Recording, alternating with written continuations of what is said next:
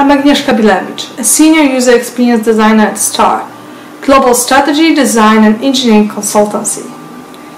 At Product Camp on 2nd of September, I'll be talking about short remote workshops.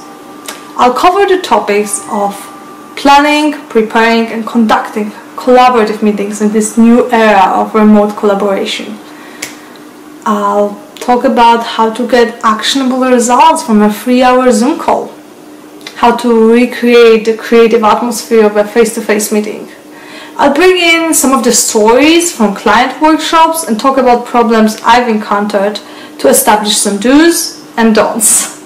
I'll share some of my own techniques and recommendations for task exercises that can help you estimate timing or balance between individual and group work. If you're struggling to accommodate the remote reality, you'll get tips on how to get the most of your team. If you're preparing to conduct your first remote workshop, you'll find out about tools and resources. But most importantly, if you're an experienced facilitator, you'll find out how to tweak your agenda and plan collaboration for more engaging and effective workshops. See you at Product Camp.